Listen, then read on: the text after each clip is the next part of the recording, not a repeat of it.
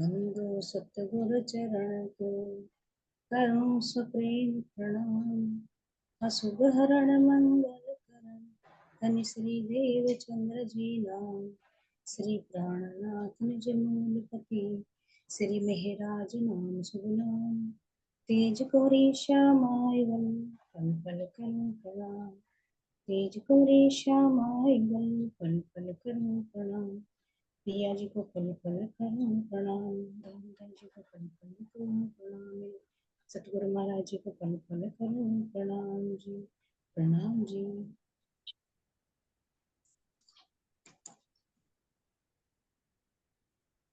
पार ब्रह्म तो पूरण एक है, ये तो अनेक परमेश्वर कहावे।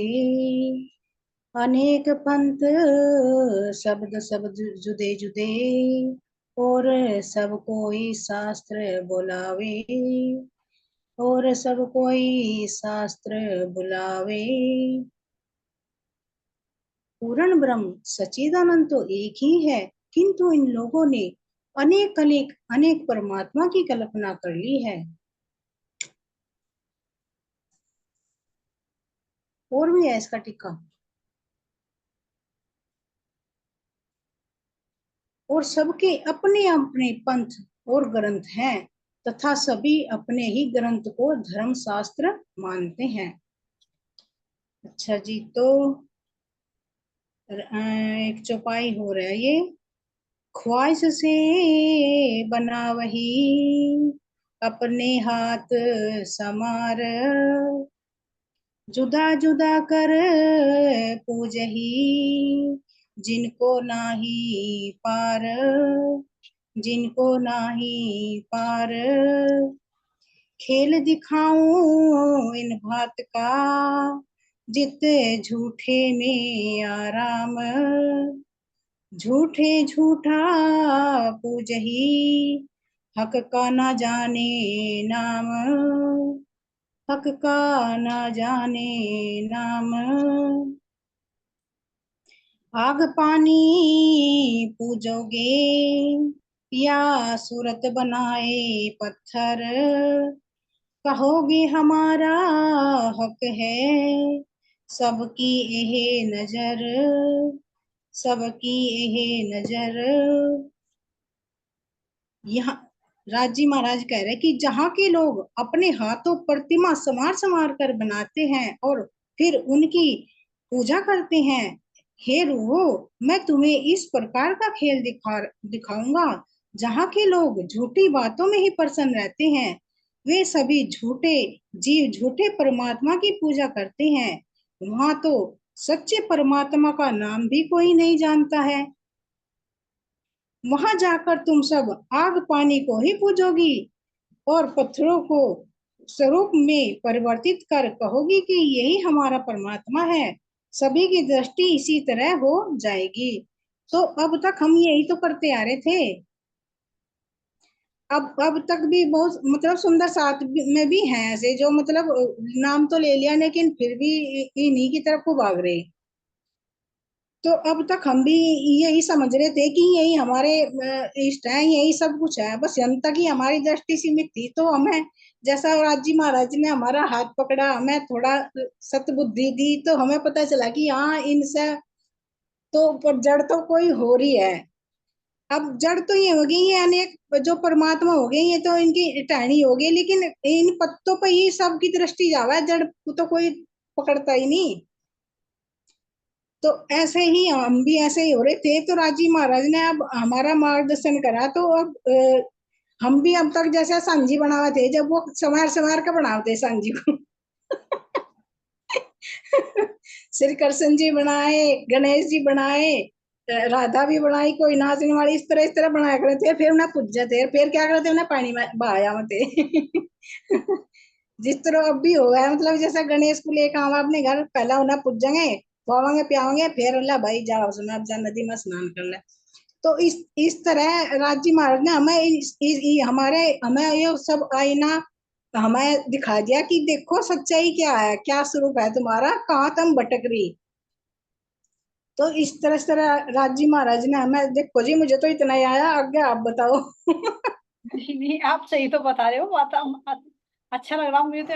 हमारे देवचंद जी, हमारे प्राणनाथ जी बैठे हुए समझा रहे, मन कर रहा है और सुनते चले जाए, सुनते चले जाए। कैसी बात करो। और नजर ही नहीं आता, सामने आते ही वही फेस आता है बिल्कुल।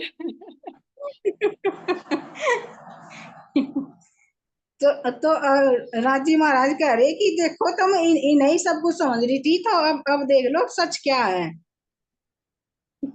अब संवार संवार के बनावा है, अब नहीं सोचा है बस इनसे बड़ा कोई नहीं है।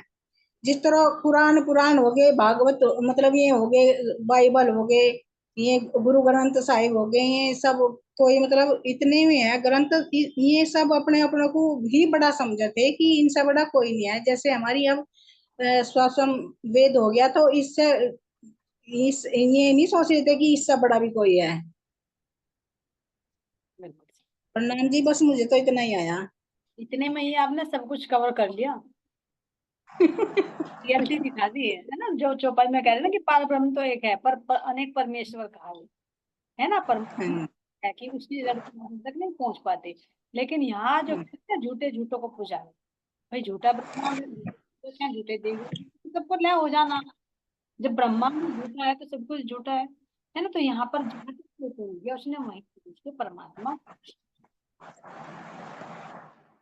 सुनीता जी बहुत अच्छा लगा। मैंने स्क्रीन पर से मैं आपका फेस देखना चाहती थी, मुझे बहुत अच्छा लगा सुनकर, है ना। जीवन मिल गया ना, वही वही रूप झलकता है, बाकी कुछ नहीं है। जी नहीं है, हमारी रूह है। बहुत बहुत प्रणाम जी। धन्यवाद।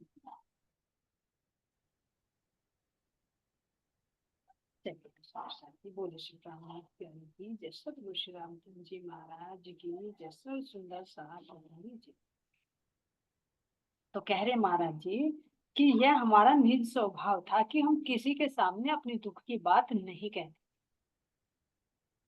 तो अब यहाँ आ गया है सुंदर साथ जी, जब कोई दुख आता ऊपर उसको पीना समझा सुख। जब कोई दुख आता था तो हम उसको पीकर सुख समझते थे कि मेरे धनी की तरफ से मुझे ये मिल रहा है दुख, तो मेरे लिए ये भी सुख है।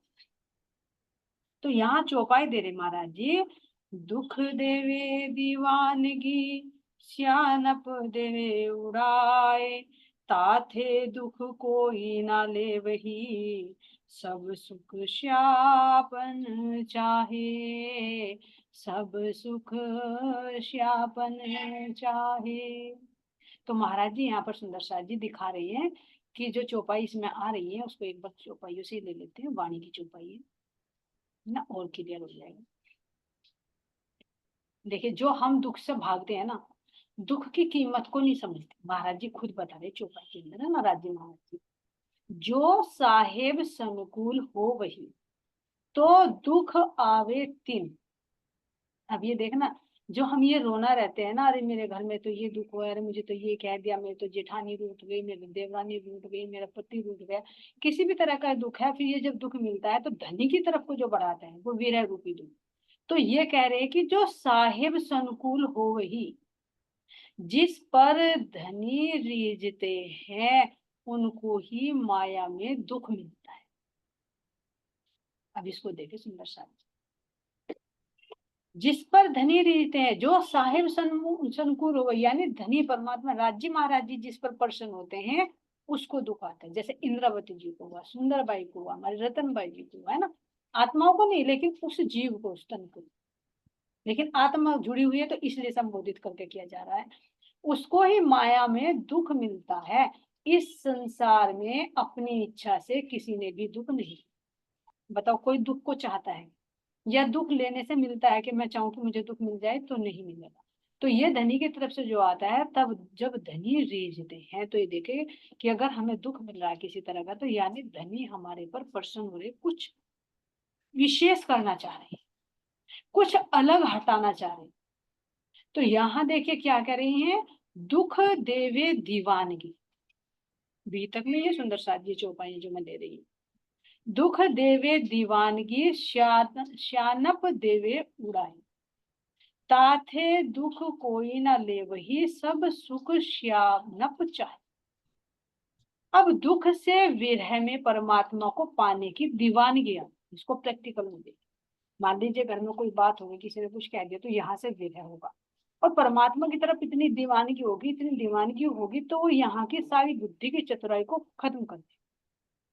इसलिए कह रहे हैं यहाँ पर कि दुख से विरह में प्रियतम को पाने की दीवानगी आ गई।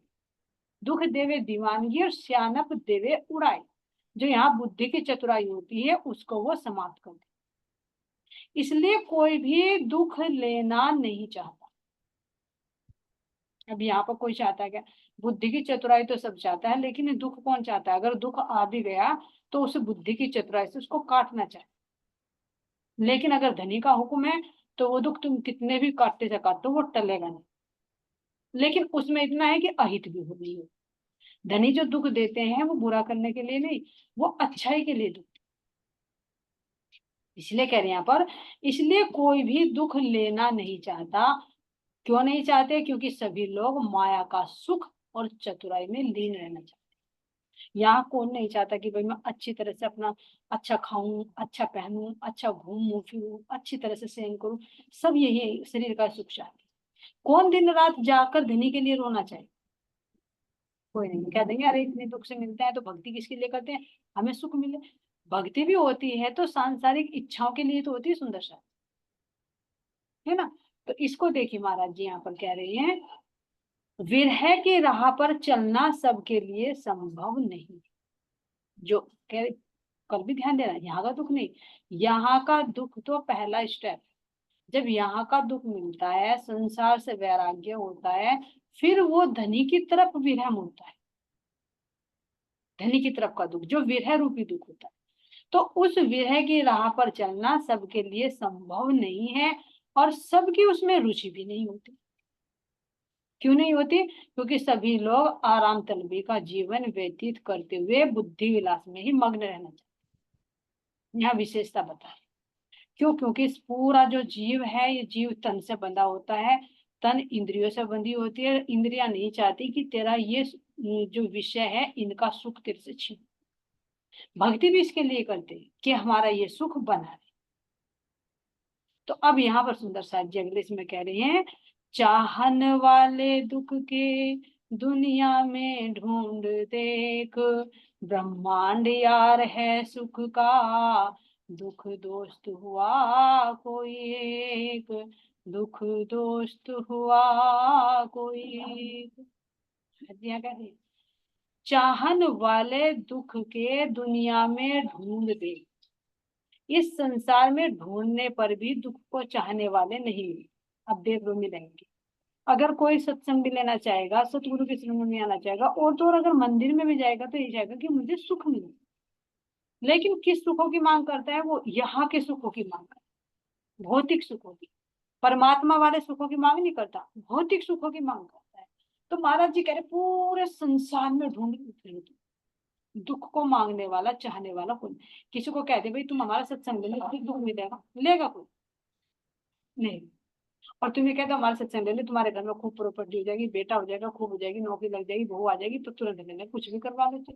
तो इसलिए महाराज जी कह रहे कि संसार में ढूंढने पर भी दुख को चाहने वाले नहीं हैं। दुख का महत्व बता रहे हैं यहाँ, जब हम दुख के भागे फिरते हैं। कोई बिरला ही दुख से मित्रता करने वाला होता है, कोई बिरला ही। कौन सा है वो बिरला? जिस पर धनी की मेहर होती है, जैसे हमारी इंद्रावती, जैसे हमारी अब घटा। बिरले हैं संसार। कोई बिरला ही दुख से मित्रता करने वाला होता है, अन्यथा सारा संसार केवल मायावी सुखों की ही आस लगाए रहता है। जो अभी परविता ने बताया है, ये भी देखिए कि सांसारिक सुखों के लिए अभी बताया कि हम भले ही प्रणामी करें, हमें भले ही राज्य की पूर्ण पहचान हो गई, लेकिन फिर भी एक अंदर इच्छा है, लोक की इच्छा के लिए हम देवी देवताओं को भी पूजते हैं। भाई घर में कुछ ना हो जाए तो हम देवताओं को भी चढ़ाए, पितरों को भी पूज ले, हवन भी करवा ले। सब कुछ होता है किसके लिए? सुखों। और जबकि महाराज जी कह रहे हैं कि ये सुख तो तुम्हारे लिए जहर है। तो इन सुखों से इन दुखों से बचने के लिए महाराज जी कह रहे कि मैंने हाँ संस्कार में भी दुख मांगा। कुंती का भी उदाहरण आता है, कुंती ने भी दुख मांगा किसी कृष्ण से कि जब जाने लगे महाभारत का युद्ध हुआ कि अब मैं चला, तो उन्होंने कहा कि नहीं, मुझे क्या चाहिए, मुझे तो दुख दे दे। क्यों? क्योंकि जब तक मेरे पास दुख था तो तू मेरे पास था, और आज मेरे बेटे जीत कर राज्य मिल गया तो आज तू मेरे पास से जा रहा है। यानी अगर दुख है तो परमात्मा नजदीक है, और सुख है तो फिर संसार हमारे पास है, परमात्मा हमारे से दूर है। और जबकि ये संसार के सुख क्षणिक होते हैं, परमात्मा से मिलने वाला सुख अखंड है। तो हम नश्वर सुखों के बदले में हम अखंड सुख से वंचित रह जाते हैं। परमात्मा की वाणी है सुंदर सा जी, कोई हम तुम नहीं कह रही, कोई इंद्रावती नहीं कह रही, साक्षात राज्य महाराज जी दिखा रहे हैं कि संसार में दुख मिलता है तो कौन बिरला है, कौन है वो मित्रता करने वाला। नहीं तो सारा संसार तो केवल मायावी सुखों की आस लगाए बैठा रहता है। बताओ। तो इसीलिए आगे चौपाई में कह रहे हैं, जाको स्वाद लगियो कछु दुख को, सो सुख कभू न चाहे, वाको सो दुख फेर फेर, हृदय चढ़ चढ़ आए। कह रहे जाको स्वाद लगियो कछु दुख, जिसको इस दुख का स्वाद लग जाता है, जैसे सुंदर साथी भी उसका उनका महत्व दिया, अभी उनका प्रसंग दिया, तो उन्होंने भी कहा था कि मुझे तो दुख दे दे और कुछ नहीं चाहिए। कुंती जी ने मांगा था श्री कृष्ण जी से। तो जिसको स्वाद लग गया दुख का, क्योंकि उस दुख में मेरे परमात्मा मुझे मिलते हैं, तो वो कभी भी इंद्रियों के सुख को नहीं चाहता। ये देख, कभी भी भौतिक सुख की कामना नहीं करता। जिसको वो दुख लग गया हो जिससे परमात्मा मुझे मिले हो, उस वो दुख लेने के बाद वो कभी भी नश्वर सुखों की कामना नहीं करता।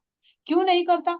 क्योंकि वाको सो दुख फेर फेर, उसको तो वो ही दुख फेर फेर आएगा, हृदय चढ़ चढ़ आए, बार बार वो ही दुख की याद आएगी। अरे मैं जब ऐसा था तो मेरे घर में मुझे कितने मिलता, मुझे कितना आनंद आता, मैं दिन रात कैसे चर्चा चितवनी में डूबी रहती थी, और आज मैं कहा संसार में फंस गई। आता है सुंदर सा। घर में देखो, परिवार में देखो, कोई मतलब खुशी का काम जैसे विवाह शादी हो जाए, है ना, तो संसार में बिजी हो जाते हैं। तो उसके बीच बीच में कैसे अंदर में एक वो विरह बार बार चढ़ कर आता, अरे ये सुख ना आता तो मेरा तो इतना से मेरा बर्बाद होता, कम से कम मेरी चर्चा चितवनी से भी कुछ उतरेगी। तो इसलिए महाराज जी कह रहे कि जिसको दुख का स्वाद लग गया हो, दुख का स्वाद लग गया हो, वह माया के झूठा सुख कभी नहीं चाहे, कि मुझे माया का सुख झूठा नहीं। उसे तो बार बार हृदय में उस दुख की याद आती है कि किस प्रकार दुख ने उसे विरह प्रेम में डुबोकर प्रियतम से मिला दिया, वो सुख याद आता है बार बार। तो फिर सुंदर साथी जब भी तो इंद्रावती कह रहे कि मैं तो बार बार दुख चाहूं, क्योंकि दुख से मेरे क्यों मिलती है, दुख में मेरे प्रियतम मेरे पास रहते हैं, जब मैं सुखी होती हूँ तो मेरे प्रियतम दूर चले, तो ऐसे सुख का मैं क्या करूं, आग लग जाए ऐसे सुख में तो, जो मेरे धनी से मुझे दूर करे। यहाँ पर भी देखे सुंदर साथ जी, अगर पत्नी हो, है ना, और पति उसे सब सारी सुख सुविधाएं अच्छे अच्छे महल मंदिर बनाकर दे दे, और देकर अपने आप विदेश में चला जाए, तो क्या वो रह पाएगी? विवाह शादी करके ले आए और घर में अच्छी तरह से सारी सुख सुविधाएं देकर, और अपने आप विदेश चला जाए और कहे कि रह ले तू इसमें, तो तुम अपने आप को वहां पर खड़ा करके देखो तो क्या कहोगे कि इस घर को फोड़कर खाऊंगी, मैं क्या करूंगी, चाहे तू झोपड़ी में रह रहा, मुझे तो वहीं पास में लेकर चल, मैं तो वहीं रहूंगी। तो जब यहाँ की अवस्था में ऐसा हो सकता है, तो फिर आत्मा क्यों नहीं भी रह करती, आत्मा फिर क्यों इस संसार में डूबी हुई? तो इसलिए कह रहे कि जिसको धनी के सुख की लगन लग जाती है ना, फिर मायावी सुखों को तो वो फूक डालती है। तो इसलिए महाराज जब यहाँ कह रही हैं, महामति कहे इन दुख को, मोल न किए जाए, लाख बेर सिर दीजिए, तो भी सर भर ना आवे ताए। श्री महामती जी कहते हैं कि किसी प्रकार भी इस दुख का मोल होना संभव नहीं है। अगर हमें किसी भी प्रकार का यहाँ पर वो दुख मिल रहा है, जो दुख मुझे मेरे प्रियतम की ओर लेकर चलता है, ये ध्यान देना सुनो, ये नहीं जो मुझे मेरे धनी से अलग हटा दे, है ना, तो महामती जी कह रहे कि किसी भी प्रकार इस दुख का मोल होना संभव नहीं है। यदि लाख बार भी अपना सिर काट कर दे दिया जाए तो उस दुख की कीमत नहीं चुकाई जा सकती। कौन सा दुख? जो मेरे धनी का विरह रूपी दुख है। क्या कीमत दोगे? वो आ जाएगा? नहीं आएगा। क्यों? क्योंकि जब कह रहे, जब साहेब संकुल हो, जब धनी मेहरबान होते हैं, तब वो दुख मिलता है। तो वो दुख की कीमत है कुछ? ले सकते हो, खरीद सकते हो कहीं से? नहीं।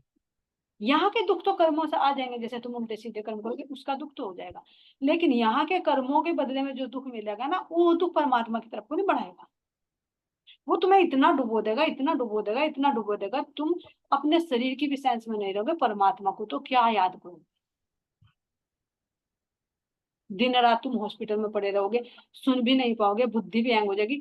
वो हमारे कर्मों का फल है। लेकिन ऐसा दुख जो तुम्हें धनी की तरफ को बढ़ाए, उस दुख की बात कर रहे महाराज। तो इसलिए कह रहे कि यदि लाख बार भी अपना सिर काट कर दे दिया जाए तो उस दुख की कीमत नहीं चुकाई जा सकती। अनमोल है। जिसके द्वारा, ध्यान देना, जिसके द्वारा विरह और प्रेम की अनमोल संपदा प्राप्त। ये संसार में जो दुख मिलता है ना, उस दुख से क्या होता है? विरह और प्रेम।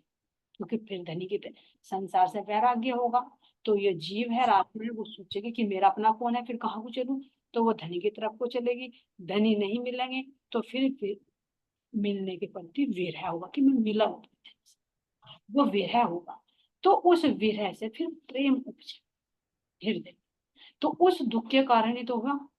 तो विरह और प्रेम अनमोल संपदा प्राप्त हुई, तो उस दुख की क्या कीमत है? नदी। यहाँ का मोह टूटा, धनी की तरफ को प्रेम चला। यहाँ संसार के प्रति जो विरह था वो धनी की तरफ को विरह हुआ। किसके कारण? इस दुख के कारण। तो ऐसे दुख की कीमत हो सकती है? नहीं हो सकती।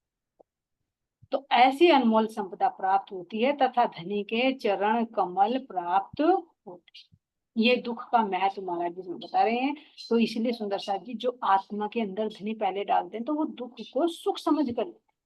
तो इसलिए महाराज जी कह रहे हैं कि जितने भी मेरे पे दुख आए ना, उन सारे दुखों को मैंने पल्ला पसार कर सुख समझ कर उनको मैं ग्रहण कर, किसी के सामने नहीं कर।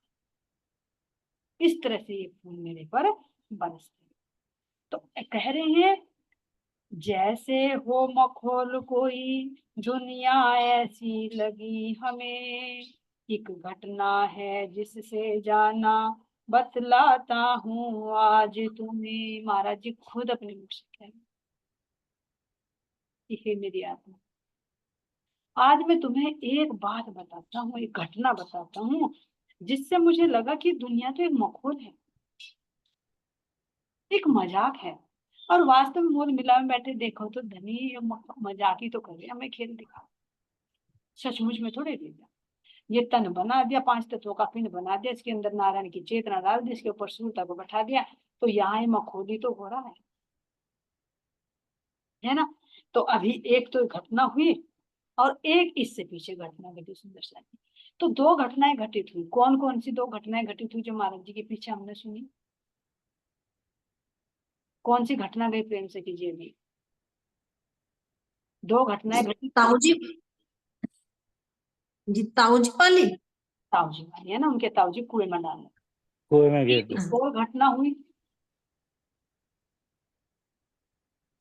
एक वो खेत में से उठा के ले गए थे, उनको चुरा के रात को ले जा रहे थे। हाँ बिल्कुल सही। वो जब गांव में मेले में गए हुए थे ना, कहाँ भरा हुआ था मेला? बल्कि कहाँ था भाई प्रेम से हाँ। जी? दूधली जी, दूधली।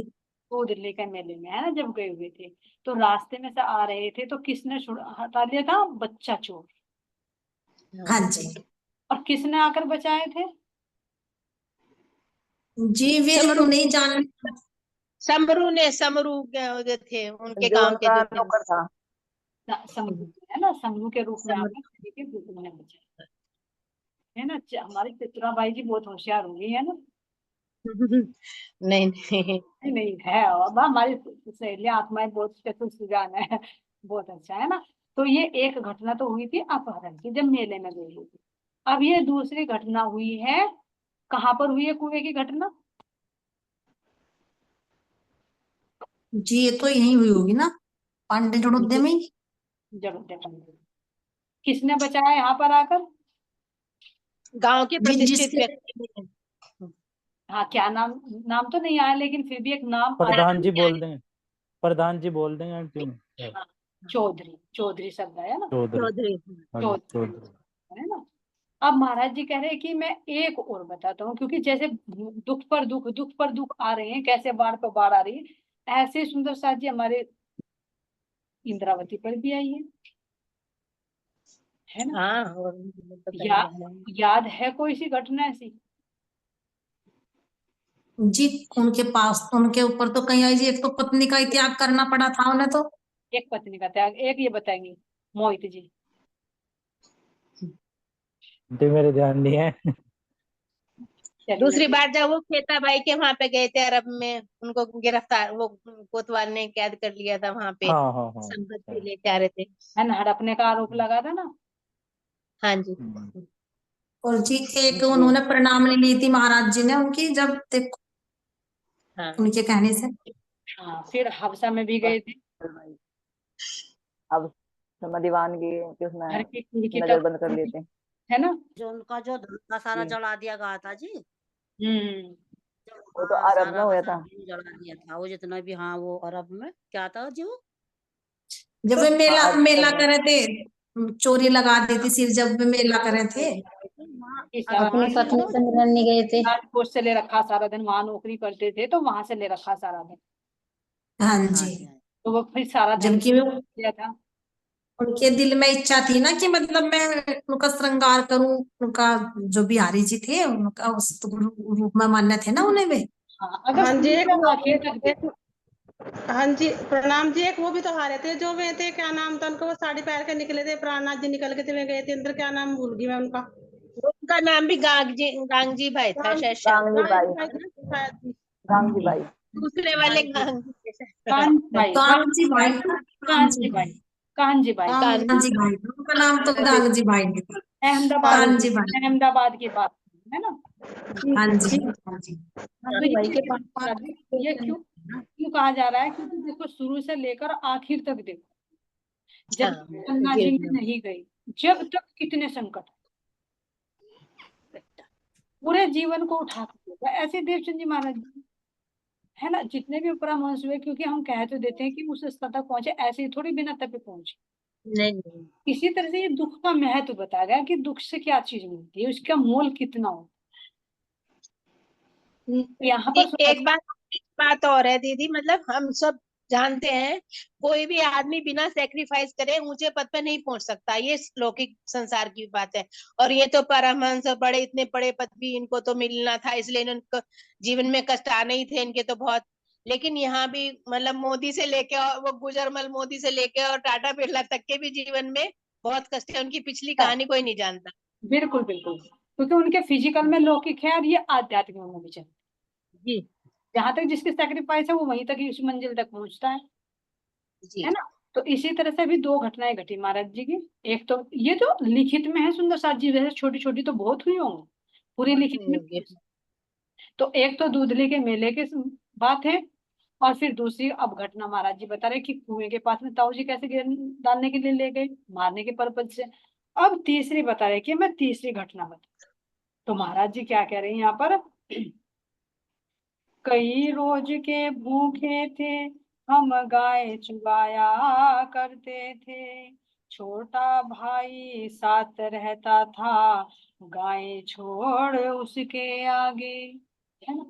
तो जैसे श्री कृष्ण और बलराम है ना गाय चराते थे, ऐसे यहाँ पर हमारे रामचंद्र महाराज जी और छोटे भाई बुद्धिदास जी, दोनों भाई गाय चराते हैं। तो गाय चराते तो कह रहे हैं कि कई 2 दिन के भूखे थे। अभी बताया ना कि कोई देते थे तो खा लेते थे, क्योंकि पकाने वाला तो था नहीं घर में कोई, कौन बना कर दे, किसी ने दे दिया तो ठीक है, और नहीं तो वैसे गेहूं वगैरह चावल। लेकिन कभी कभी वो भी नहीं मिलते थे, आता ना पीछे की, कभी कभी तो पानी पर ही बीजता था। तो ऐसे कह रहे हैं कि जब 2 दिन तक भोजन किए बिना हो गए, तो महाराज जी के दिल में आई कि अपने प्रति ना योग के, अपने आप तो बिल्कुल लोहे के चने हो चुके थे, लेकिन छोटे भाई को देखकर अच्छे अच्छों का दिल पसीज जाता है। तो उनके दिल में आया कि मेरा छोटा भाई भी भूखा है, तो जो गाय चरा रहे थे उनको जंगल में छोटे भाई को सौंप दी कि तू गायों की देखभाल करिए और मैं गांव में जाता हूँ, कुछ रोटी वगैरह की व्यवस्था करके लाता हूँ, क्योंकि पैदल चलते चलते देखो कितनी जल्दी भूख लगती है सुंदर से, और कोई लिमिट नहीं होती वो जानवर चराने में तो कि कितनी दूर तुम्हें जाना है। यहाँ तो थोड़ी दूर के लिए भी जाएंगे तो अरे रिक्शा कर लो वो कर लो, और फिर भी कहेंगे अरे थक गए पानी पिला दे, अरे चाय पिला दे, है ना। ये देखो महाराज जी तो कह रहे हैं कि मैंने कहा छोटे भाई को कि तू गायों की देखभाल करता रहिए और मैं गांव में क्या करता हूँ, घर जाता हूँ और रोटी की व्यवस्था करके लाता हूँ। अब गांव में जाते हैं कहीं पर, वहां से किसी के यहाँ से आटा मिल गया, है ना, जैसे पंडित समझते दे देते भाई बच्चे हैं छोटे, तो वो आटे की व्यवस्था की। तो देखो अब कुछ बड़े हो गए तो उन्होंने रोटी भी बनाई, धीरे धीरे धीरे धीरे। अब भूखा पेट क्या नहीं करता, कोशिश की। तो उन्होंने कहा कि मैं घर चला गया, वहां जाकर मैंने आटा मिला, मुझे चूर्ण मिला, तो उसकी मैंने क्या किया, रोटी बनाई, है ना। और उन रोटियों को लेकर मैं जंगल में चला दौड़ा दौड़ा खुशी से। देखो कितनी, कहने के लिए बहुत आसान है। आटा भी गूंदा होगा, है ना, चूल्हे में लकड़ी भी जलाई होगी, फिर तवा भी रखा होगा, कोमल कोमल छोटे छोटे हाथों से रोटी भी बना होगी, और अंदर में कितनी होगी कि 2 दिन का भूखा, तो कितना पेशेंस है। और फिर भी ये नहीं कि मैं पहले मैं खा लूं, 2 दिन के भूखे हैं, फिर भी ये नहीं मैं कि मैं खा लूं। वो कपड़े में लपेटी, है ना, लपेट कर कुछ ना कुछ तो तरकारी वगैरह कहीं से कोई ना व्यवस्था तो की होगी, या नमक की भी, प्याज वगैरह से कुछ से भी खाई होगी, सुंदर सा जी अचार वगैरह कुछ ना कुछ तो लिया होगा। कपड़े में लपेटी और लपेट कर जंगल की तरफ चल दी, क्योंकि भाई साहब वादा करके आए ना कि मैं रोटी लाता बना, तो लेकर चले जंगल में। और जंगल में जैसे भाई जहाँ छोड़कर जाते जरूरी तो नहीं वहीं पर गाय भैंसे मिले, मैं तो चलती चलती आगे को चली जाती है। तो उन्होंने सोचा महाराज जी ने कि चलो पेड़ है, पेड़ की छांव में बैठ कर खाएंगे, तो मैं यही रोटी रख दूं और अपने भाई को उन्हें गाय वाय को इकट्ठा करके ले आऊं, यही खड़े हो जाएंगे, आसपास मुख चल लेंगे, हम भोजन कर लेंगे। तो जैसे ही उन्होंने पेड़ पर रोटी रखी पेड़ के नीचे, और नीचे रखकर भाई को अपने बुलाने के लिए गए, और जितने में वापस आए तो देखे क्या, वहां तो रोटी गायब। अब इधर उधर देखा तो कहीं भी रोटी नहीं। अब नजर पड़ी पेड़ के ऊपर, तो देखते हैं कि पेड़ पर तो बैठ गए बंदर मामा, है ना। और बंदर कोई चीज ले लेता है वो तो तुम्हें पता ही, वो कैसे खींच खींच कर खाता है, कैसे चिड़ा चिड़ा कर खाता है। उससे लेने के लिए करो तो और घूर के दिखाता है ना। तो महाराज जी कह रहे कि जैसे ही मेरी नजर पेड़ के ऊपर पड़ी तो देखो तो उसको टीले तो बंदर ले गए। अब भूखे, जब देखो 2 दिन के भूखे, छोटा भाई भी भूखा, अपने आप भी भूखे, गांव में गए, रोटी बनाई, लेकर आए, लेकिन वो रोटी भी नहीं बना। अब क्या करे, बंदर से छीने तो बंदर वो उल्टा फाड़ डालेगा। तो यहाँ भी महाराज जी ने कितना धैर्य दिखा। तो कह रहे महाराज जी कि खोज धमका धमका खा जाता और हम देखे जाए, बनी बनाई सारी रोटी पर करी कराई पर सब पर पानी फिर गया। वो हमें चिढ़ा चिढ़ा कर खा रहा है, लेकिन हम उसको देखते जा रहे हैं। और अगर इशारा करे तो घूर घूर करता है, खी खी करता है, क्योंकि जैसे हमें धमका रहा हो कि क्यों खा रहा रोटी मेरी, जैसे वो बना कर लाया हो। तो महाराज जी कह रहे हम करे तो करे क्या, है ना। कहो दोष दे बंदर को या दोषी कह दे बंदर को, जिसे जिद हो तुम्हें न मिलने, चाहे तू जो कर ले।